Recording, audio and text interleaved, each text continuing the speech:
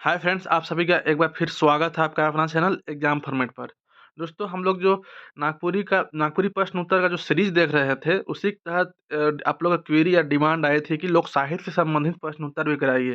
तो उसी को लेके आज आए हैं कि आप लोग का जो मांग पे लोक साहित्य से संबंधित कुछ इंपॉर्टेंट प्रश्न उत्तर जो कि आपके एग्जाम के पॉइंट ऑफ व्यू से काफ़ी महत्वपूर्ण साबित होंगे। इसलिए आपसे रिक्वेस्ट है कि वीडियो के अंत तक बने रहिएगा। और जो चैनल में नए आए हैं उनसे रिक्वेस्ट है कि आप चैनल को सब्सक्राइब कर ले, क्योंकि यहाँ पे नागपुरी के संपूर्ण तैयारी फ्री ऑफ कॉस्ट और बहुत अच्छे तरीके से विस्तृत तरीके से कराई जाती है। ठीक है दोस्त, तो चलिए बिना लेट किए हुए स्टार्ट करते हैं आज का लेसन। तो पहला प्रश्न हम लोग देखते हैं, नागपुरी लोकगीतों का वर्गीकरण हेठे देवल में से कौन प्रकार में नहीं होएल। बहुत अच्छा प्रश्न है। अब बहुत कोई को क्या लगता है कि मेरा नागपुरी की तैयारी हो गया है, ऐसा ही सोच लेता है। बहुत कोई को कि लगता है कि मेरा नागपुरी की तैयारी कंप्लीट हो गया है, अब वो एग्जाम में 15 दिन देखेंगे, लास्ट टाइम में पेपर 3 के पढ़ते हैं, लास्ट टाइम में 15 दिन देखेंगे, हो जाएगा। बिल्कुल नहीं, नागपुरी का अगर आप लोग आसान समझिएगा ना तो उतना आसान भी नहीं है। हाँ, 75 प्रश्न आप लोग बना दीजिएगा, यूँ बना दीजिएगा, लेकिन 75 से जब आगे बढ़ना चाहिएगा ना, 75 से 85 90 का साइड, तो आपको एड़ी और चोटी का जोर लगाना पड़ता है। इतना भी आसान मत समझिए। एग्जाम हॉल में पता चल जाता है कि क्या है। ठीक है, तो ये प्रश्न देखिए आपका कितना शानदार प्रश्न है कि नागपुरी लोकगीतों कर वर्गीकरण हेठे देवल में से कौन प्रकार में नहीं होवेला। 4 ऑप्शन आपके पास है। संस्कार संबंधी नहीं होता है, ऋतु संबंधी में नहीं होता है, क्रिया संबंधी में नहीं होता है, या ऐतिहासिक संबंधी में नहीं होता है। बताइए। उम्मीद करते हैं कि आप लोग आंसर देते चलिएगा और लास्ट में कमेंट करके ज़रूर बताइएगा कि कितना सही और कितना गलत हुआ। आप लोगों का कमेंट हम हर हाल में पढ़ते हैं दोस्त, और कोशिश करते हैं कि रिप्लाई भी देने का। इसलिए रिक्वेस्ट है कि आप लोग नज़रअंदाज ना करें कि आप लोग के लिए मतलब आंसर दीजिएगा तो समझिए रिवीजन भी आप खुद से करते जाइएगा। ठीक है, तो चलिए उम्मीद करते हैं कि इसका आंसर दे चुके होंगे, नहीं दिए होंगे तो आप लोग जान लीजिए कि नागपुरी लोकगीतों का वर्गीकरण जो किया गया है उसमें से क्या है, तो ऐतिहासिक संबंधी लोकगीत का वर्गीकरण नहीं है। अब इसमें हम लोग जानते हैं कि क्या-क्या है, कौन-कौन रूप में किया गया है वर्गीकरण नागपुरी लोकगीत का।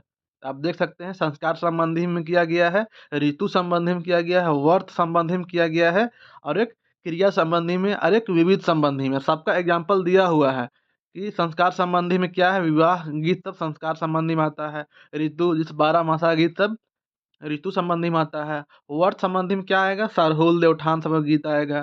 क्रिया संबंधी में रोपनी, कृषि जैसे खेती-बाड़ी करने से टाइम या रोपा-रोपने टाइम जो गाना चलता है ना, वो सब क्रिया संबंधी हो जाता है। और विविध मान लीजिए झूमर, गुदना, ये सब जो टाइम जो गीत चलता है जिसको वर्गीकरण नहीं किया जा सके, वो सब विविध में आ जाता है।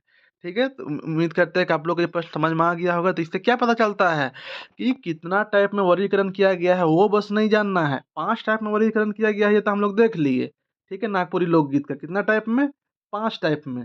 लेकिन 5 के अलावा कौन-कौन है उसको भी जानना पड़ेगा, नहीं तो दे देगा ऐसा ही प्रश्न कि किस टाइप में से नहीं किया गया है, तो कैसे जानिएगा? पाँचों याद रहेगा तब ना जानेंगे जी कि यहाँ पे संस्कार तो है ये है, ऋतु भी तो है ये है, क्रिया संबंधित है ये है, ऐतिहासिक नहीं दिख रहा है यहाँ पे। देखिए ऐतिहासिक नहीं दिख रहा है, तो समझिए कि ऐतिहासिक को अपने साइड सेट कर दिया है, ऐतिहासिक संबंधी नहीं होता है।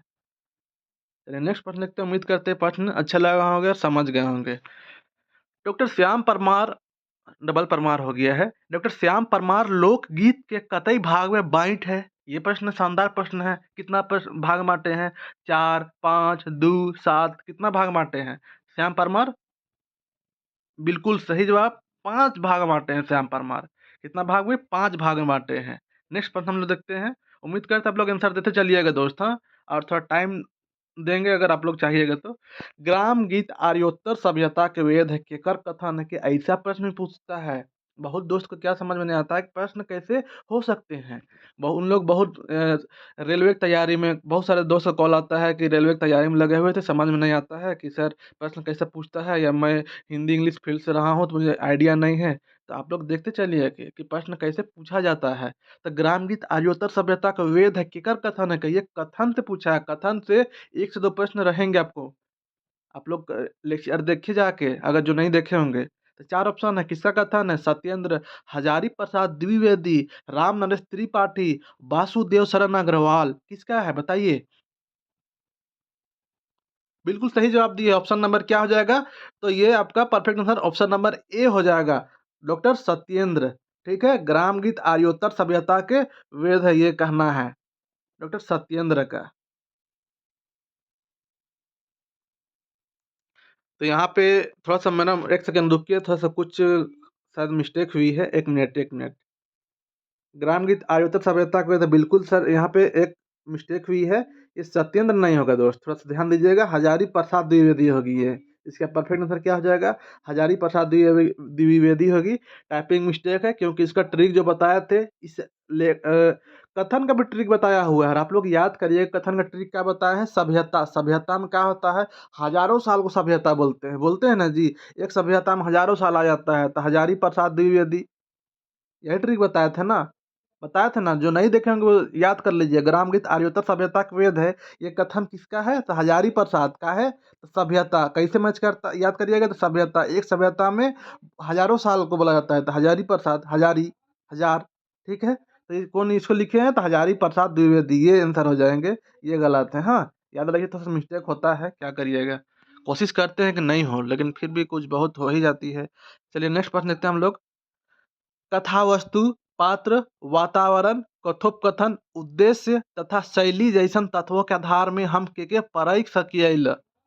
इसको परख सकते हैं, जांच सकते हैं। कथावस्तु, पात्र, वातावरण, कथोपकथन, उद्देश्य, शैली, इस टाइप का जो तत्व है उसको, उसके आधार पर हम किसको परख सकते हैं, जांच सकते हैं। ये प्रश्न पूछा है। अगर आप लोग सोचते हैं ना कि पंचायत सचिव टाइप से प्रश्न आएंगे, तो नहीं, ऐसा ये चक्कर मत रहिएगा। ये आपका हायर लेवल का एग्जाम है दोस्त, तो थोड़ा सा तो प्रश्न का लेवल थोड़ा सा ऊपर रखेगा, क्योंकि आप समझ सकते हैं सचिवालय सहायक का पोस्ट कोई आसान पोस्ट नहीं है। ठीक है, जेपीएससी के बहुत सारे पोस्टों से भी हायर लेवल का वो पोस्ट है। मलाई वाला पोस्ट है दोस्त, मलाई जिसको बोला जाता है ना, वहाँ पे बैठ के आप लोग मंत्री और आईएएस लोग के जस्ट बगल में बैठिएगा। बीडीओ सीओ लोग आपसे काम करवाने आएगा अगर एएसओ बन जाइएगा तो। चलिए ठीक है, तो इसलिए थोड़ा सा गहन अध्ययन का ज़रूरी है नागपुरी में भी। तो आप लोग बहुत सारे दोस्त, तो क्या है कि मेरा क्लियर हो गया है, नहीं इतना आसान मत समझिए। तो इसमें क्या है आपके पास ऑप्शन, क्या है? 4 ऑप्शन। लोक गाथा को, लोकगीत को, लोक कथा को, या कहावत को। किसको हम परख सकते हैं? कथा वस्तु, पात्र, वातावरण, कथोपकथन। तो क्या हो जाएगा परफेक्ट आंसर? ये सब पढ़ाया हुआ है। बिल्कुल जवाब दीजिए। बिल्कुल सही जवाब दिए, ऑप्शन नंबर सी हो जाएगा। लोक कथा को, लोक कथे समझना जी। कथा मतलब, कथा वास्तु मतलब स्क्रिप्ट क्या है, पात्र क्या है, जानवर का पात्र है या राक्षस का पात्र है, वातावरण कैसा वातावरण है, उद्देश्य, शैली, ये सब टोटल चीज किसमें मिलेगा? तो आपको लोक कथा को परख सकते हैं यही सब पॉइंट से। चलिए नेक्स्ट प्रश्न हम लोग देखते हैं। कृष्णदेव उपाध्याय लोक कथा कर विशेषता के कई भाग में बांट है। अब लोक कथा का विशेषता भी है, उसको कृष्णदेव उपाध्याय, कोई कोई विद्वान लोग बांटने का कोशिश किए हैं। उसमें एक फेमस विद्वान है कृष्णदेव उपाध्याय, वो कितना भाग में बांटे हैं? तो 4 ऑप्शन है, 5, 7, 8, 10। कितना भाग बांटे हैं बताइए आप लोग। बिल्कुल सही जवाब दिए। ऑप्शन नंबर क्या हो जाएगा? तो ऑप्शन नंबर इसका सी हो जाएगा। लोक कथा को कृष्णदेव उपाध्याय 8 भाग बांटे हैं। कितना भाग में? 8 भाग बांटे हैं। याद कर लीजिएगा, 8 भाग में। चलिए नेक्स्ट प्रश्न देखते हैं हम लोग।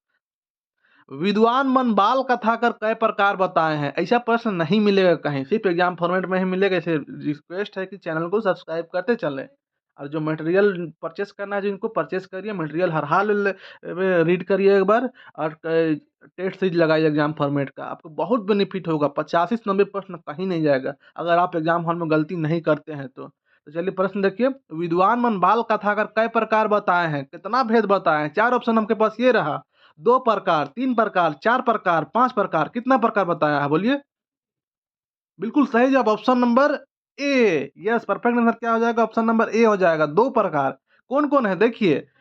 लघु छंद के रूप में बताया गया है और साधारण छंद के रूप में बताया गया है। 2 प्रकार बताया गया है, लघु छंद और साधारण छंद। मतलब ये एक प्रकार है बाल कथा का। इसमें इस टाइप से रहेगा, उसमें उस टाइप का रहेगा। इस टाइप से 2 टाइप का आता है बाल कथा, जिसको विद्वान लोग बताया है। नेक्स्ट प्रश्न देखते हैं हम लोग।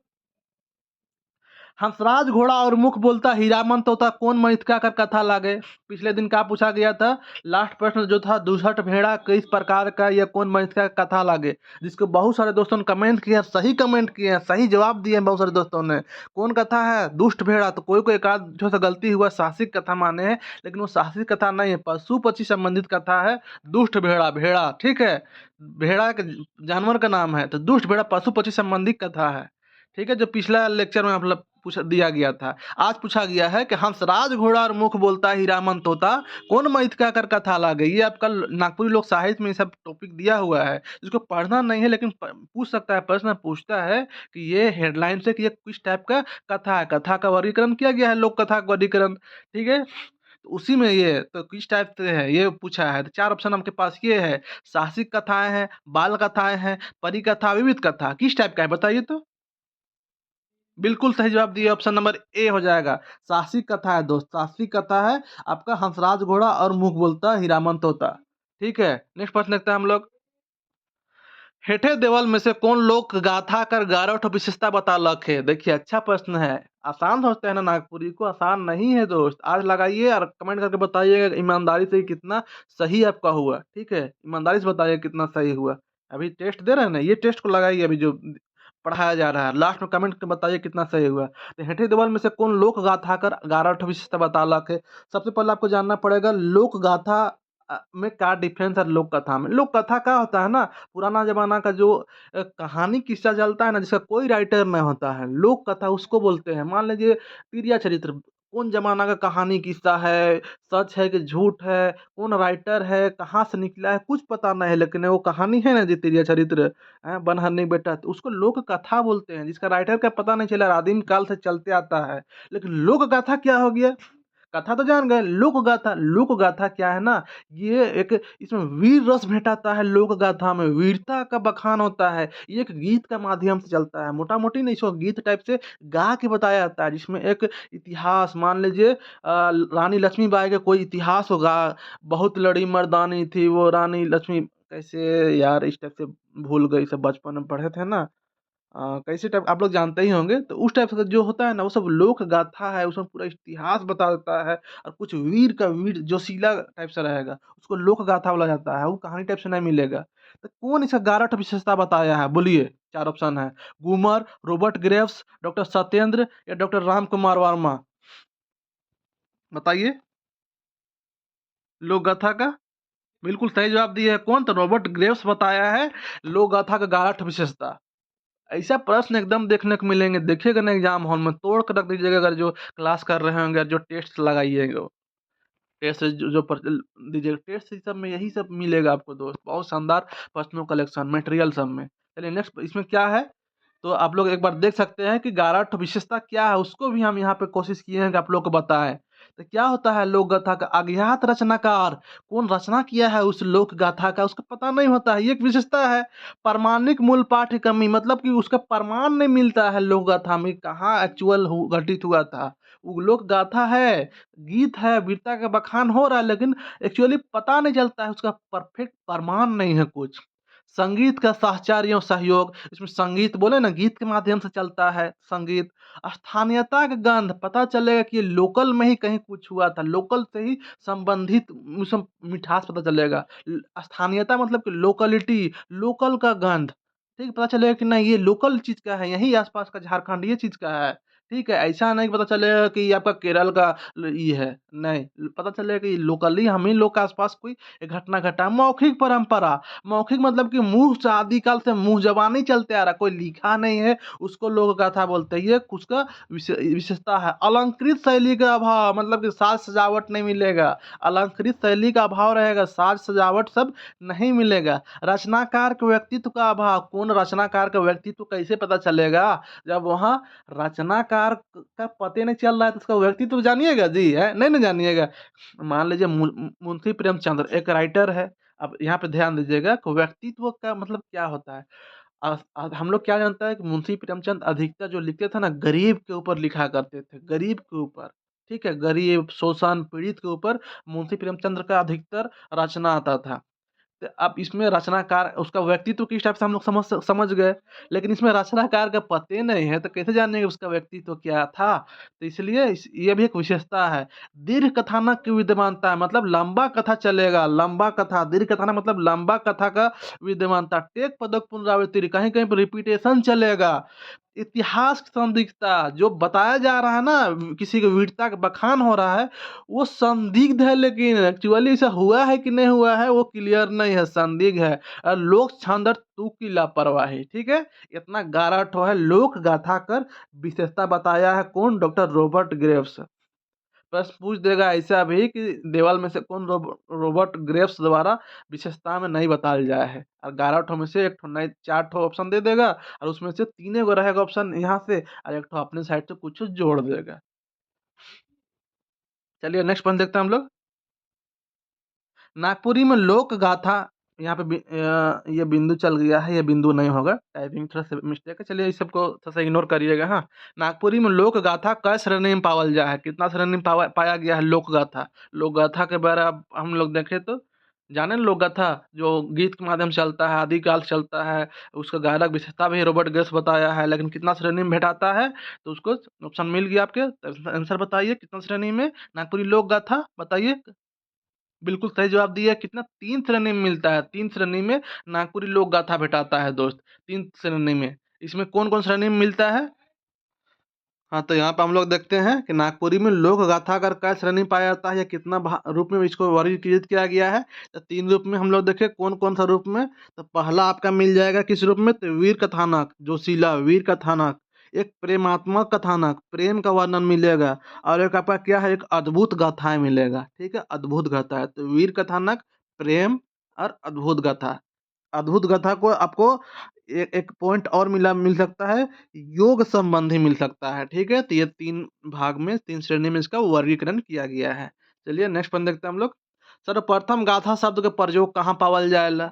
लोक गाथा से संबंधित प्रश्न है, कहाँ मिलता है? 4 ऑप्शन आपके पास है, ऋग्वेद में, सामवेद में, महाभारत में, रामायण में, बताइए।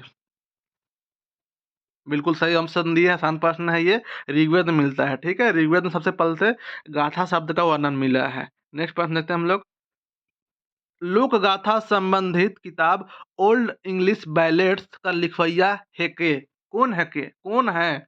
लोक गाथा संबंधित किताब ओल्ड इंग्लिश बैलेट्स का लिखवैया कौन है? 4 ऑप्शन आपके पास है, गुमर, एबी गामियार, रॉबर्ट ग्रेव्स, डॉक्टर मरे, बताइए। बोले ना है नागपुरी भी हार्ड है, आसान नहीं है, लेकिन अगर फॉलो करिए एग्जाम फॉर्मेट को ना, पूरा आसान है। पानी की तरह 90% प्रश्न यहीं से रहेंगे जो ना एग्जाम फॉर्मेट द्वारा जो पढ़ाया जा रहा है। इसलिए एग्जाम फॉर्मेट का जो बात बोला जाता है उसको आप लोग मज़ाक में नहीं लिए। नागपुरी में अगर अच्छे मार्क्स उठा लेते हैं दोस्त नागपुरी में, तो आपका पेपर 3 में बहुत ज़्यादा मार्क्स का टेंशन नहीं रह जाएगा। तो इसका परफेक्ट आंसर क्या हो जाएगा? Option number B, A B गामियार। हाँ, ओल्ड इंग्लिश बैलेट्स प्रश्न पूछ देगा, ओल्ड इंग्लिश बैलेट्स कौन सा क्षेत्र से संबंधित लोक गाथा मिलेगा इसमें, लोक गाथा, ठीक है? तो नेक्स्ट प्रश्न देखते हैं हम लोग। इटिमोलॉजी इटिमोलॉजिकल कहानियां के कहल जाएला? ये प्रश्न पूछा गया है, पूछा हुआ प्रश्न है ये एसएससी के द्वारा। इटिमोलॉजिकल कहानियां के कहल जाएला? 4 ऑप्शन ये रहा आपके पास, नीति कथा, विश्वास कथा, प्रेमात्मक कथाएं या अनुष्ठानिक कथाएं। तो 4 ऑप्शन में आंसर दीजिए आप लोग। बिल्कुल सही जवाब दिए हैं, ऑप्शन नंबर बी, विश्वास कथाएँ को इटिमोलॉजिकल कहानियाँ कहा जाता है। कोई-कोई बात होता है ना जो आपको सच नहीं लगता है, लेकिन उसपे विश्वास, दृढ़ विश्वास रहता है। ठीक है? ऐसा-ऐसा बहुत सारा कथा कहानी होता है ना जो लगता है कि अरे यार ऐसा थोड़े हुआ होगा, लेकिन दृढ़ विश्वास रहता है हम लोग का उसपे। ठीक है? धार्मिक टाइप से उसपे दृढ़ विश्वास रहता है, तो उसको इटिमोलॉजिकल कहानियाँ कहते हैं। नेक्स्ट प्रश्न देखते हैं हम लोग। अरे हो सनवा कटैलो हीरा सनवा ओटौले रे, अरे सन सुतरी बिनई नवा मचिया हो, कैसन लोकगीत है। लोग हो गया यहाँ पे, लोकगीत है। हाँ, ये लोकगीत है, लोकगीत, ठीक है? ये लोकगीत है। कैसा लोकगीत है? अरे हो सनवा कटौले हीरा सनवा ओटोले रे, अरे सन सुतरी बिनई नवा मचिया हो। ये बहुत फेमस है इस क्षेत्र में। चारों में से जो भी है ना ये, उनमें से बहुत फेमस ये लोकगीत है। तो कहने का मतलब है ना कि एक ऐसा लोकगीत दे देगा और पूछ देगा कौन सा लोकगीत है, ठीक है? उठी मैन्यू बैठू मैन्यू आपका करम वाला दिया था पंचायत सचिव में, वैसे ही डमकच का भी दे सकता है। ये का है तो बताइए? तो बिल्कुल सही जवाब दिए, ऑप्शन नंबर डी, ये सोहराय गीत है। सोहराय का बहुत फेमस गीत है ये। चलिए नेक्स्ट प्रश्न देखते हैं हम लोग। झाटिया झटिया आभूषण कहाँ पिंधल जाएला? आभूषण से भी बहुत बार प्रश्न पूछ दिया जाता है क्योंकि आभूषण का किताब में दिया हुआ है।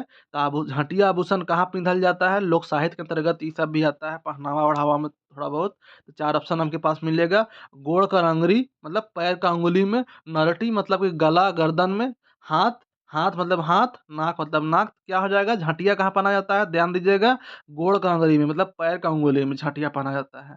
नेक्स्ट प्रश्न देखते हैं हम लोग। रस के अनुसार लोकगीत के वर्गीकरण कै प्रकार से करल जाएला? बिल्कुल गारंटी है प्रश्न पूछेगा, गारंटी है ये प्रश्न एग्जाम हॉल में दिखेगा आपको। कितना प्रकार से किया गया है? 4, 9, 3, 7 कितना बताइए? आसान प्रश्न है बिल्कुल। ऑप्शन नंबर ए 4 है, ठीक है? 4। नेक्स्ट प्रश्न देखते हैं हम लोग। 1 सेकंड क्या-क्या है देख लीजिए हाँ। वीर रस है, श्रृंगार रस है, करुण रस है, शांत रस है। 4 रस, ये 4 रस आपको मिलेगा। यही 4 रस पाया में वर्गीकरण किया गया है नागपुरी लोकगीत को। सोहर और बियाह गीत में कौन रस भेटाएला? अब बोलिए अब। सोहर और बियाह गीत में कौन रस भेटाएला? 4 ऑप्शन आपके पास है। शांत रस, वीर रस, श्रृंगार रस, करुण रस। बोलिए। बिल्कुल, बिल्कुल क्या है तो शादी टाइम बियाह का गीत सब तो किसमें है? श्रृंगार रस भेटाता है। उस हमर बेटी एते सुंदर है रे कह के गीत नहीं चलता है? हमर बेटी एते सुंदर है रे, उसको मिला करिया दामाद रे। इस टाइप से बहुत तरह का लोकगीत है कहने का मतलब। तो उसमें बताने का मतलब देखो, करिया ये सब लोकगीत है गा दिए, टेंशन मत लीजिएगा कोई कि ऐसे बोलते हैं सर बोल के। तो श्रृंगार विशेष मतलब श्रृंगार का वर्णन किया जाता है, खूबसूरती का इस सब में। चलिए नेक्स्ट प्रश्न देखते हैं हम लोग। नागपुरी लोक धुन के कई भाग बांटल जाए है? लोकगीत को देख ली 4 भाग में, हम लोक धुन को अब 4 ऑप्शन हमके पास ये है 3, 4, 6, 5 कितना भाग बांटा गया है लोक धुन को? तो याद कर लीजिएगा। ऑप्शन नंबर बी 4 भाग में लोकधुन को भी बाँटा गया है। नेक्स्ट प्रश्न देखते हैं हम लोग। हेठे देवल में कौन वैराग्य प्रधान राग है? क्या अब प्रश्न ही समझ में नहीं आएगा तो क्या आंसर दीजिएगा? 4 ऑप्शन आपके पास ये है डमकच, फगुआ, उदासी, झूमर। अब प्रश्न समझिए, हेठे देवल में कौन वैराग्य प्रधान राग है? वैराग्य मतलब कि उदासी छाया हुआ, किसी का जुदाई में, बिछड़न में, वैराग्य में, ठीक है? तो कौन? तो क्या हो जाएगा? वैराग मतलब ये होता है, तो आपका नाम ही यहाँ मिल जा रहा है उदासी, बिछड़न, किसी के याद में तो उदासी, उदासी न होगा जी। बोलिए देख लीजिए ऑप्शन नंबर सी उदासी। प्रश्न ऐसे मिलेंगे। चलिए नेक्स्ट प्रश्न देखते हैं हम लोग। पुत्र जन्म बेरा गावे को वाला गीत लागे, शानदार प्रश्न है, शानदार। 4 ऑप्शन आपके पास ये रहा, आसान प्रश्न भी है। डमकच, पावस, झंझाइन, उदासी का है बोलिए। बिल्कुल आसान पाया था, तोड़ के रख दिए इस प्रश्न को। ऑप्शन नंबर सी है झंझाइन। चलिए नेक्स्ट प्रश्न देखते हैं हम लोग। अंगनई के मनकर गीत राग है क्या? अंगनई, अंगनई के मन का गीत राग है? जनी का है, मरद का है, कली का है, दुइयों का है? किसका है अंगनई? अंगनई से अंगना होता है और अंगना उंगना में काम किन लोग का होता है? जनी लोग का काम होता है, अर्थात लेडीज लोग का काम होता है। तो किसका हो जाएगा? जनी लोग का गीत है। नेक्स्ट प्रश्न देखते हैं हम लोग। लोकगीतों को इसकी नौसर्गिकता के लिए जाना जाता है। कीकर कथन है कि नौसर्गिकता कहने का मतलब है कि ये एक इसमें मिलावट नहीं होता है। प्योरिटी को नौसर्गिकता कहा जाता है, मतलब प्योरिटी, प्योर, इसमें कोई मिलावट नहीं, प्रकृति संबंधित, ठीक है? वातावरण, प्रकृति ये सब के लिए जाना जाता है लोकगीत को। किसका कथन है? 4 ऑप्शन है डॉक्टर सत्येंद्र, डॉक्टर श्याम परमार, राम नरेश त्रिपाठी, गोपाल शर्मा, किसका है बोलिए? बिल्कुल, ऑप्शन क्या हो जाएगा perfect answer? Doctor Shyam Parmar बोले हैं इसको कि लोकगीतों को इसकी नौसर्गिकता के लिए जाना जाता है। नेक्स्ट प्रश्न देखते हैं हम लोग। डॉट डॉट डॉट डॉट ज्ञान कर भंडार लागे क्या? 4 ऑप्शन आपके पास ये रहा मुहावरा, कहावत, बुझाइल सभे। कौन है ज्ञान का भंडार? किसके बारे में बोला गया है? अरे दोस्त एकदम सही जवाब दिए हैं, ऑप्शन नंबर सी, बी, कहावत, ठीक है? कहावत ज्ञान का भंडार है। जो सही जगह जो कहावत बोलता है ना, कोई कहावत बोल दिया, वो सबको बहुत तेज समझता है। तो कहने का मतलब है ये कहावत को ज्ञान का भंडार माना गया है। नेक्स्ट प्रश्न देखते हैं हम लोग। परवाद कर आओ रे का नाम है के? परवाद, परवाद पूछ देगा फलाना का नाम परवाद है, केकर नाम परवाद है पूछ देगा ऐसा। इसमें प्रश्न क्या पूछा है? परवाद कर आओ रे का नाम का है, का है के? तो कहावत, मुहावरा, बुझवेल कहने किसको बोला जाता है? परवाद। बिल्कुल, तो यहाँ पे कहावत को परवाद ही बोला जाता है। कहावत को परवाद भी बोला जाता है। नेक्स्ट प्रश्न देखते हैं हम लोग। श्याम परमार कहाउस के कई भाग में बांटल है? ऑप्शन नंबर ये 4, 3, 7, 8। इसको कैसे याद करिएगा? याद कर लीजिएगा, अभी बोलेंगे तो मरते दम तक भूलना भी चाहिए, तो नहीं भूलिएगा। बताइए कैसे याद करिएगा, इसको पता है? आप लोग उम्मीद करते हैं सब दे चुके होंगे। तो श्याम परमार कहाउत के नहीं बोला जाता है? कहाउत, परमार।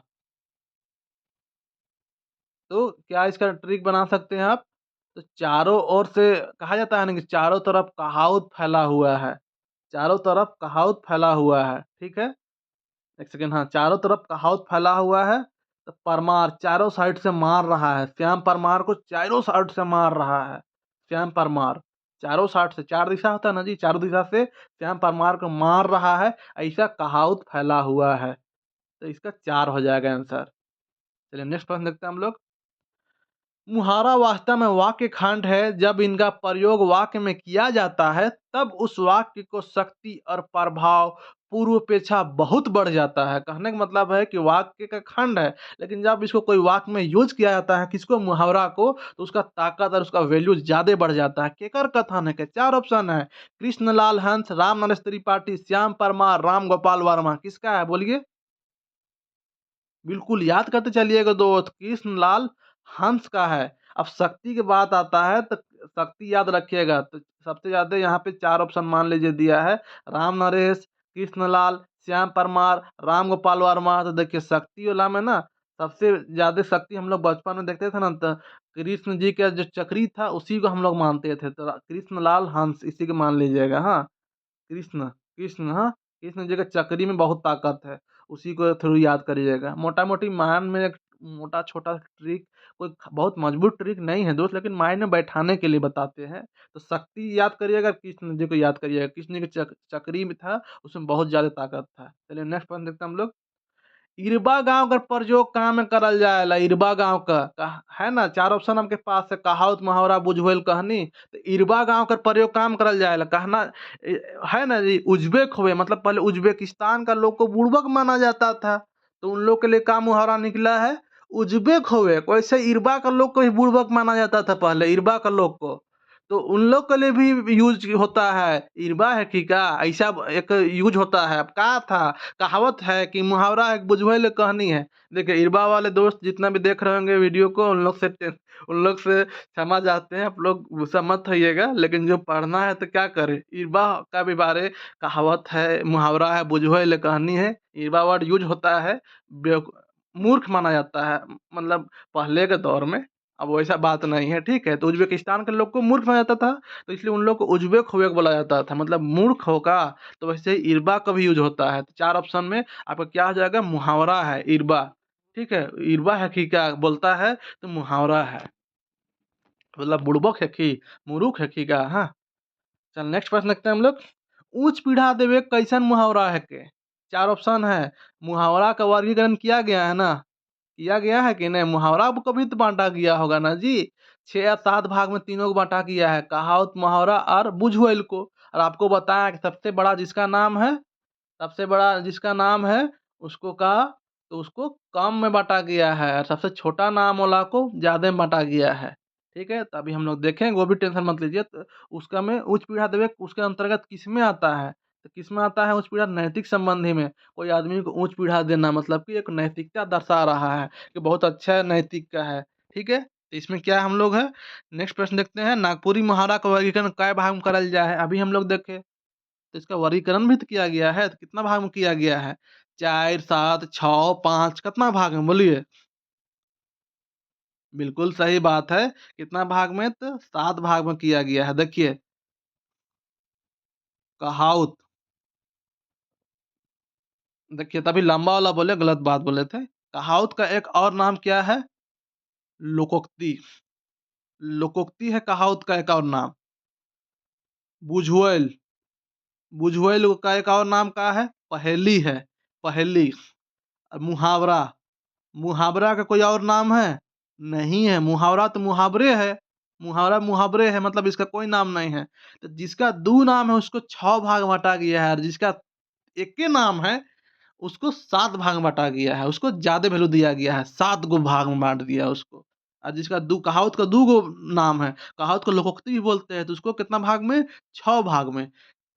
और बुझवैल को पहेली भी बोलते हैं, तो उसको 6 भाग में। लेकिन मुहावरा को मुहावरे बोलते हैं, मुहावरा, मुहावरा एक ही नाम है, उसका 2 नाम नहीं है समझिए, तो एक ही नाम है मुहावरा, ठीक है? तो उसको कितना भाग में? उसको 7 भाग में। तो उम्मीद करते हैं याद हो गया होगा। तो मुहावरा कितना? 7 भाग में। चलिए आगे देखते हैं, वो सब भी मिलेगा अभी। कौन-कौन भाग बाँटा गया ध्यान दीजिएगा। संस्कार तथा प्रथा संबंधी, इतिहास संबंधी, जातिगत घटना संबंधी, पौराणिक संबंधी, नैतिक संदर्भ, शकुन अपशकुन, आर्थिक संबंधी। इतना संबंधी के नाम से बाँटा गया है और याद करिएगा इस सबको। दे देगा देवल में से कौन वर्गीकरण नहीं है कि मुहावरा कर, दे देगा यार, फँसा देगा। 4 ऑप्शन देखते हैं हम लोग। नागपुरी पहेली के वर्गीकरण कै प्रकार से करल जा है? पहेली आ गया, अब पहेली के कै गो नाम है? तो 2 गो नाम है पहेली का। बुझवैल विषय-वृत्ति जानते हैं पहेली का मतलब, अब हम लोग जान गए कितना? 6 भाग में। 2 गो नाम वाला को कम में बाँटा गया है मतलब 6 में, 1 गो नाम वाला को 7 भाग में बाँटा गया है। यहाँ पे देखिए कौन-कौन के वर्गीकरण किया गया है, क्या-क्या ये से। घरेलू संबंधी, आप लोग स्क्रीनशॉट लेते चलिएगा जिसको लेना होगा, ठीक है? और कुछ दिन बाद इसका पीडीएफ प्रोवाइड कर दिया जाएगा ग्रुप में, टेंशन मत लीजिए। घरेलू संबंधी, व्यवसाय संबंधी, शरीर संबंधी, प्राणी संबंधी, प्रकृति संबंधी और एगो अन्यान्य, मतलब कि कुछ-कुछ है जिसको इस वर्गीकरण में नहीं शामिल किया गया हो, वो सब अन्यान्य में आ जाएगा। चलिए नेक्स्ट प्रश्न देखते हैं हम लोग। व्यवसाय संबंधी पहेली के उदाहरण लागे। व्यवसाय संबंधी पहेली अभी देखे ना, वहाँ पे पहेली को 6 भाग में बाँटा गया, उसमें से व्यवसाय भी है, तो उसका उदाहरण क्या है? साल भर में कुबड़ हाथी, एक ढेला में 7 टोका, एक हाथी 100 मुतना, एठाल जनी कादो खाए। तो क्या है? देखो सबका मीनिंग देख के, साल भर में कुबड़ हाथी, इसका मतलब क्या होता है? तो ये हँसुआ होता है, हँसुआ ऐसा रहता है ना जी, ऐसे ही ना हँसुआ रहता है, उसमें दाँत ऐसा रहता है, तो ये दाँतवा खत्म हो जाता है साल भर यूज़ करने पे, और ये खाली ऐसे बच जाता है।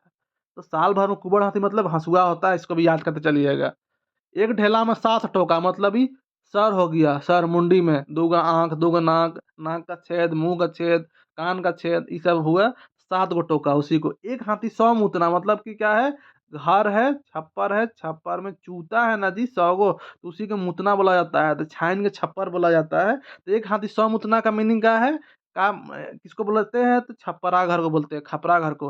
अरे ऐंठाल जनी कादो खाए बहुत फेमस है, ये एग्जाम में मिल सकता है देखने को। ये घोंघी को बोलते हैं, घोंघी को, हाँ, घोंघी को। तो व्यवसाय संबंधी पहेली कौन लगा आपको? ये हँसुआ है, ये मूढ़ है, ये सर है मतलब, ये घोंघी है, ये छपरा है, तो हँसुआ ना होगा जी व्यवसाय संबंधी। खेती-बाड़ी, व्यवसाय, बेचना, तो क्या हो जाएगा? साल भर में कुबड़ हाथी, ये आपका व्यवसाय संबंधी है।